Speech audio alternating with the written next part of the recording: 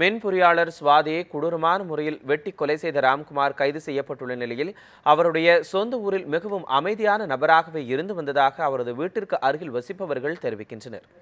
பொதுவாக யாரும் கூப்பிட்டா என்னன்னு கேட்பான், அவ்வளோட சரி. வேற யார்ட்டையும் போய் எங்கேயும் போய் எனக்கு பேச வைக்க, அடுத்த வீட்டுக்கு போக, வேற பையங்களோட சேர வைக்க, அப்படி ஒரு கெட்ட பழக்கமான உள்ள பையனே கிடையாது. அவன் உண்மையிலே நல்ல பையன்தான். அவங்க வீட்லேயுமே யார்கிட்டையுமே பேச வைக்க, யார்கிட்டையும் சண்டை ஓட வைக்க இருக்கவே மாட்டாங்க. அவங்க அம்மா அப்பா எல்லாருமே, அவங்க அக்கா தங்கச்சி எல்லாமே நல்ல பிள்ளைய, நல்ல குடும்பம்.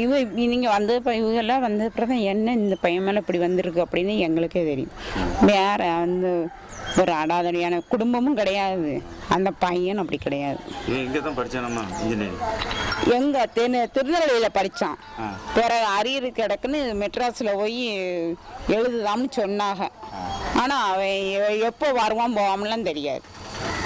அவன் வீட்டை விட்டு வெளியே இருந்தால் தானே தெரியும். வெளியே வரையில தான் குமாரி எப்போ வந்தேன்னு கேட்டால் இப்போ தம்கா வந்தேன், நேற்று வந்தேன், இன்னைக்கு வந்தோம்னு சொல்லுவான்.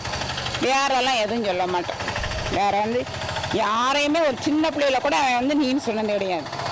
நல்ல பையன்தான். அந்த பையன் இன்ஜினியரிங் படிச்சிருக்கான். மேக்ஸிமம் அந்த பையன் யார்ட்டையும் பேச மாட்டான் அதிகமாக. அவங்க வந்து இப்போது 2ஆம் மணிக்கு தான் ஆடு மேய்ச்சிட்டு போனான். அவங்க வீட்டில் வந்து வீட்டில் ஆடு மேய்ப்பாங்க மேக்ஸிமம். அவங்க வீட்டில் போகிறதுக்கு இந்த பையன் போவான். இவன் சென்னையில் தான் இருப்பாங்க, ஊரில் மேக்ஸிமம் இருக்க மாட்டான். அங்கே தான் அதிகமாக இருப்பான். அடிக்கடிங்க மாதம் வந்துட்டு போவான். படிக்கவே அவங்க உட்காந்துருந்தாங்க. ரத்தம் அணியும் வந்துடுச்சு.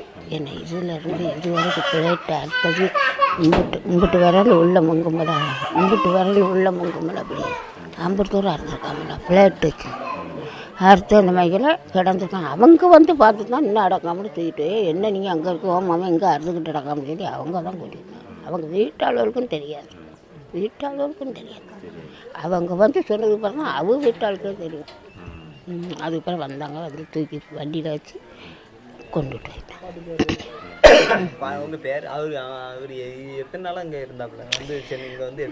ஒரு வாரம் இருந்தோம். இல்லை கடைக்கு போவோம், வீட்டுக்கு வருவோம், கடைக்கு போவோம், வீட்டுக்கு வருவோம். அதெல்லாம்